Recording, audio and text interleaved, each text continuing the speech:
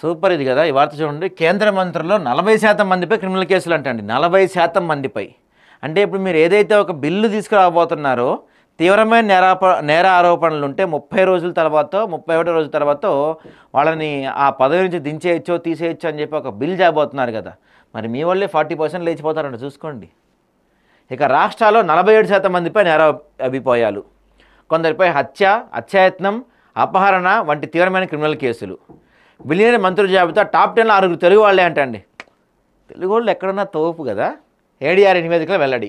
Billionaire మంత్రుల జాబితా top 10లో 6 Telugu వాళ్ళే అంట. 6. గర్వపడండి అండి మీ తెలుగు వాళ్ళగా. మీరేంటి నవ్వుతారు? ఏపీ క్యాబినెట్లోని 25 మందిపై 25 మందిలో 22 మందిపై కేసులు అంటండి.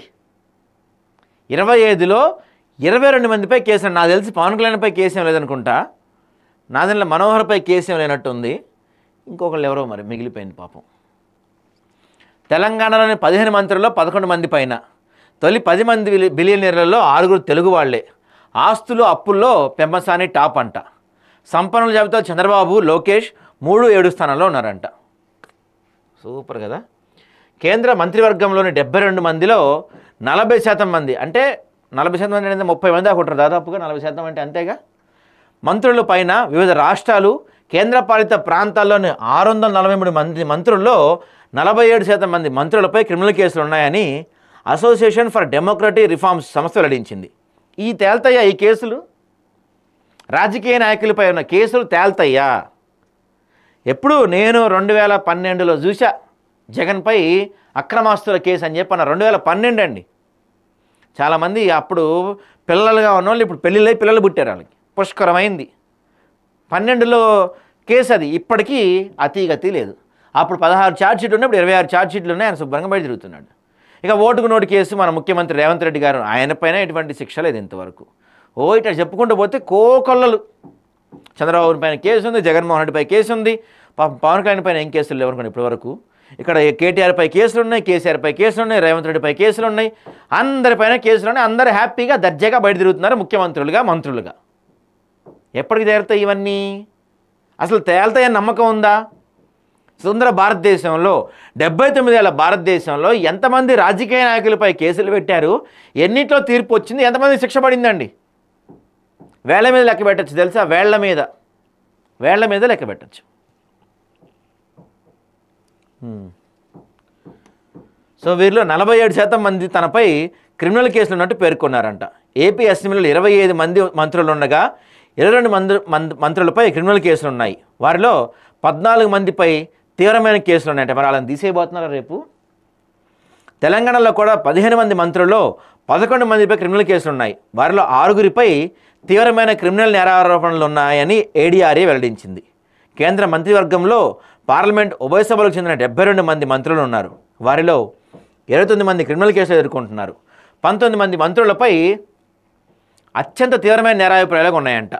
ఇక రాష్ట్ర అసెంబ్లీలో మొత్తం ఇండియా మొత్తం కలిపితే 642 మంది మంత్రులు ఉంటారంటండి. వారిలో 302 మందిపై తమపై క్రిమినల్ కేసులు ఉన్నాయని చెప్తున్నారు. వీరిలో 174 మంది మంత్రుల హత్య, హత్యాయత్నం, అపహరణ, మహిళలపై నేరాలు వంటి అత్యంత తీవ్రమైన క్రిమినల్ కేసులు ఎదుర్కొంటున్నారంట. ఇక పార్టీల వారీగా రాష్ట్రాల్లో బీజేపీకి చెందిన 336 మంది మంత్రుల్లో 136 మందిపై, కాంగ్రెస్కి చెందిన 61 మంది మంత్రుల్లో 13 మంది మంత్రులపై క్రిమినల్ కేసులు ఉన్నాయి. తృణమూల్ కాంగ్రెస్కి చెందిన 40 మంది మంత్రుల్లో 13 మందిపై, ఆమ్ ఆద్మీ పార్టీకి చెందిన 16 మందిలో 11 మందిపై, సిపిఎంకు చెందిన 10 మంది మంత్రుల్లో 6 పైన క్రిమినల్ కేసులు ఉన్నాయంటండి. ఇక ఆస్తుల్లో గురించి చూసుకుంటే ఒకసారి రాష్ట్రాల్లో బాధ్యతలు నిర్వహిస్తున్న మొత్తం మంత్రుల ఆస్తుల విలువ 23,929 కోట్లు. మొత్తం కేంద్ర రాష్ట్రాలు కలిపి చూస్తే మొత్తం 36 మంది మంత్రుల్లో ఒక్కొక్కరి ఆస్తి 100 కోట్లకు పైగానే ఉందంట.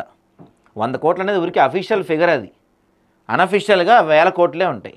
కేంద్ర మంత్రి ఒక్కసారి చేశాడంటే ఎవరైనా సరే మినిమం 1000 కోట్లు పక్కనేస్తారండి, డౌట్ లేదు దాంట్లో. ఈ 100 కోట్లు అనేది ఊరికే సొల్లు అంతే మనకి. సగటున కేంద్ర రాష్ట్ర మంత్రుల ఆస్తి విలువలు 37.21 కోట్లు. 30 రాష్ట్రాల అసెంబ్లీలో 11 అసెంబ్లీలో 100 కోట్లకు పైగా ఆస్తులున్న మంత్రులు ఉన్నారు. కర్ణాటకలో అత్యధికంగా 8 మంది మంత్రులు 100 కోట్లకు పైగా ఆస్తులు సమీకరించారు. ఆ తర్వాత స్థానం ఏపీ, మహారాష్ట్రకు దక్కుతుంది. ఏపీ మంత్రుల్లో 6 ఆస్తులు 100 కోట్లకు పైగానే ఉన్నాయి. తెలంగాణలో మాత్రం పాపం 2 ఆస్తులే 100 కోట్లకు పైగా ఉన్నాయంటండి. పాపం 2 ఆస్తులే ఉన్నాయంట, మిగతా వాళ్ళకి 100 కోట్లు కూడా ఆస్తులు లేవంట. ఎవరికి చెప్తారో ఏం చెప్తారో. ఊరికే ఒక ఒక సరదాగా ఒక మీటింగ్కి పిలిస్తేనే వీళ్ళు ఒక సెటిల్మెంట్కి కూర్చునే 100 కోట్లు సైడ్ చేస్తున్నారు. ఇప్పుడు వీళ్ళు ఒక సెటిల్మెంట్లోనే 100 కోట్లు, ఒక బిల్ తీసుకెళ్తే 30% 40% లేనిదే ఒక్క మంత్రి కూడా బిల్లు మీద సంతకం పెడతలేరు. కేవలం ఇద్దరి దగ్గరే 100 కోట్ల పైన ఉన్నాయంట. టాప్లో బీజేపీ అట. పార్టీల వారీగా చూస్తే బీజేపీలోనే అత్యధికంగా 14 మందికి 100 కోట్లకు పైగా ఆస్తులు ఉన్నాయంట. కాంగ్రెస్లో 61 మంది మంత్రులు, 11 మంది బిలియనీర్లు. 3వ స్థానం తెలుగుదేశందంట. ఓహో, సూపర్ కదా. కేంద్ర రాష్ట్రాల మంత్రుల వారీగా చూస్తే దేశంలో అత్యధిక ఆస్తులున్న 10 మంది మంత్రుల్లో గుంటూరు పార్లమెంట్ సభ్యుడు పెమ్మసాని చంద్రశేఖరరావు ఉన్నారు. ఆయన ఆస్తుల విలువ 5,705 కోట్లు.